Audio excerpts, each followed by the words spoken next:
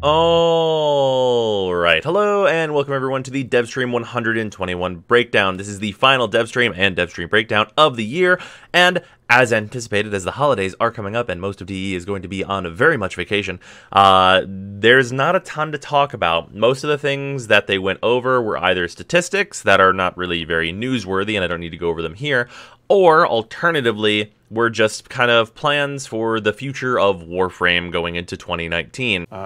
So hopefully you have a game that's even more hostile to new players, like extremely inscrutable, and has the most complex spreadsheet type of game design you've ever seen in your life.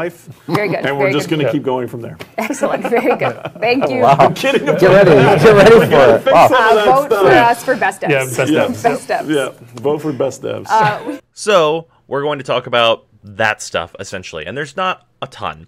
The most important thing, though, is the first thing on this list, which is the Melee 3.0 slow rollout. So, essentially, Melee 3.0 has been decided to be basically just too large to drop all at once. In that, there are just too many stances, too many weapon types, too many mods to be changed. They can't just drop the whole thing in and be like, that's Melee 3.0, and that is reasonable. So instead, they are going to do a slow rollout, which is going to be much like they've been doing with the new UI stuff that has been slowly creeping into the game, and it will change over time as they get to it. There was some talk about them doing basically like the most popular weapons first, and then like getting focused feedback on like if that's good or not, and kind of adapting what Melee 3.0 is as they go to kind of make sure it's good, which is an extremely good plan, and I would love to see that happen. Part of this, though, is going to be really confusing. Warframe, of course, is already pretty confusing to most of its player base. So, during a transition like this, it's going to be a little rough. There are going to be branching mods. And what I mean by that is mods will likely get changed going into Melee 3.0. So, for the time being, during the transition, mods will have to have multiple functions at once. So essentially, if they were to change, let's say, the Galatine or the heavy weapons in general, and Pressure Point is a mod that's being changed for Melee 3.0 to see if people are like cool with this change or whatnot. It would both be its current stats, as well as, say, something like, I don't know, plus 100 just raw damage on top of a weapon. That would be a mod that is doing both. You don't need to get a new copy of Pressure Point or anything like that in order to get those, like that new stat to test. It will just adapt to be that on updated weapons and be the old way on weapons that are not yet updated. That is really cool, and also probably means it would be really, really easy to roll changes back that we hate. Because, let's be honest, with as many Melee mods as there are in the game, they're not all going to be winners when they get changed. That's just not realistic to happen. And this will also be, of course, very beneficial for us to like give very focused feedback on like if they were to change the heavy weapons and it comes out and we're like, this is really not good.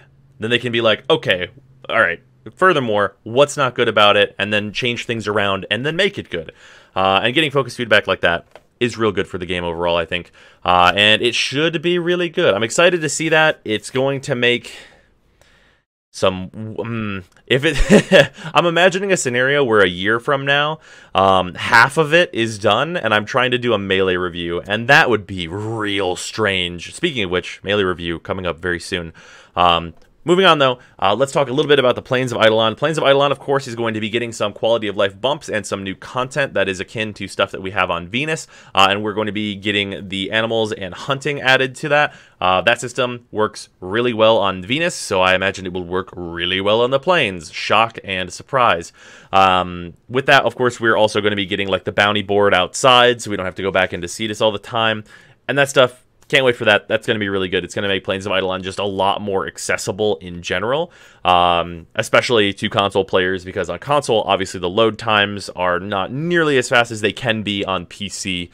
So going in and out of Cetus is a huge, huge hassle on consoles. So that will be patched up, hopefully early on in the year, as I'd like to see Plains kind of catch up with where Venus is. In addition to that, they talked about some heavy weapon arc gun stuff that is coming. So basically, for anyone who's not aware, they added the ability to use Archwing weapons on land. This is, of course, live on PC currently. And basically, it's pitched as these super weapons that you like call down and then you get like this like big powered up state. That is not what they are. So just statistically, most weapons that you would likely to be using in kind of an endgame way in Warframe are going to far outpace the capabilities of any conceivable arc gun that you'd be using. And they're basically going to be releasing mods to fix that. Because the thing that is like really holding back the arc guns is not so much that the stats aren't good, although they're not very good in space. They're considerably better on the ground. It's that their mods just aren't even close, really, to something like if you were to compare the mod quality of arc guns to like secondary weapons, like the gap is immense in quality. Like the numbers are so much higher for something like a secondary weapon, and that's really the only thing that is going to be basically changing, is they're going to be giving us new stuff to put onto them to make them actually very powerful. Also, very, very minor note, the sentient arm cannons that we've heard about for, I think, 1-2 years, maybe? They've been here and there just a little bit, always coming up on Devstreams and then not really anywhere else. Those are also going to be taking up the heavy weapon slot, and will probably be used for some big future content update, if I had to take a guess. Also, of particular interest to me, and that's the only reason it's on here, the return of Trials was mentioned. So basically, they didn't say anything about any like solid concrete plans for Trials to return. And for those that don't know, Trials in Warframe are raids. But they did say that there is like a desire within DE to return them to the game. And that's honestly enough for me. Like, if we see, like, a raid return next year, I'd be really into that. I, of course, was one of the people that really loved raids while they were around, and I would love to see them return in a way that is sustainable for DE and that they won't, like, break all the time. And it'll be interesting to see if we get, like, an update to one of the previously existing raids that makes it more easy to keep in the game without it like breaking all the time, or if we'll get a brand new raid that is just done from scratch to be long term, I suppose. And then besides that, we got some news about the future of the Orb Mothers, as we only have one to fight right now, and it's not it's not a huge amount of news. It's more that there were some hilarious things said about them going forward.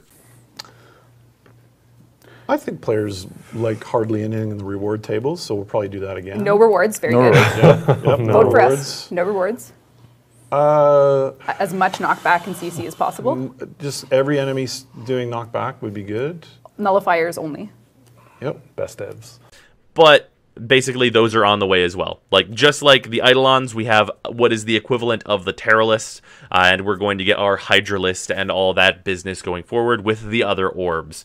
Hopefully, they will change some things around. There was a pretty fast reaction from DE on the Profit Taker to actually give it some like reasonable and good rewards. Which, by the way, this weekend is going to be a double credit weekend. So if you have a credit booster and it's double credit weekend, every time you kill a Profit Taker, you're going to get 500,000 credits.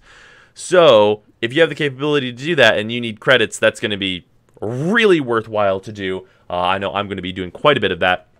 But yeah, like Devstream 121, it's the end of the year. They're about to go on vacation. Not a lot of huge mega news. We could probably expect more of that type of stuff coming into January. But yeah, that's going to be Devstream 121 breakdown. And I will see you guys tomorrow.